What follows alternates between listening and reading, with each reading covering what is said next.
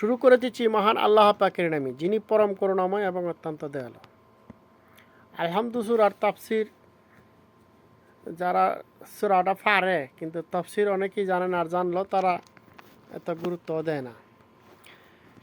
এখন আলহামদুলিল্লাহ রাব্বিল আলামিন, সকল প্রশংসা আল্লাহ রাব্বুল আলামিনের। আর রহমানুর রহিম, তিনি পরম দয়ালু, অত্যন্ত দয়ালু। এবং মালিক ইয়াউমিদ্দিন, শেষ বিচারের দিনের মালিক। ইয়াকা নাবুদু ইয়াকা নাস্তাইন, শেষ বিচারের দিনে মস্তানি আল্লাহ, তোমার কাছে মস্তানি সাহায্য চাই। তারপরে আমি পুরা বিস্তারিত না, হুবহু কিছু অর্থ বলে দিতেছি। তারপরে হইলে কি, ইহদিনা সিরাতাল মুস্তাকিম, আমাকে সরল সঠিক পথ দেখান।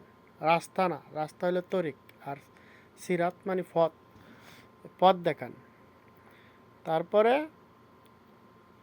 সিরাতাল্লাযিনা, সিরাতাল্লাযিনা, সিরাত মানে পথ, ওই পথ, যে পথের কথা বলা হয়েছে, ওই পথ দেখান। আনআম আলাইহিম, আনাম মানে এনাম মানে পুরস্কার, যারা পুরস্কার পাইয়েছেন আপনার এই পথে থেকে, তাদের পথ দেখান। গায়রিল মাগদুবি আলাইহিম ওয়ালাদ-দাল্লিন, যারা আপনার এই পথে যারা আছে বিপদগ্রস্তও নয়, এমনকি তারা পথভ্রষ্টও নয়, তাদের রাস্তা আমাকে পরিচালিত করুন। এই হলো সরল অর্থ। এটা অর্থ গেলে আরও বিস্তারিত আছে, আমি সরল অর্থ করলাম। তো আল্লাহ নামাজে দাঁড়ায় দাঁড়ায় এই কথাগুলো বলেন। জন্মের শুরু হইতে মৃত্যুর আগ মুহূর্ত পর্যন্ত এই সূরাটাই পড়েন, এবং দিনে প্রায়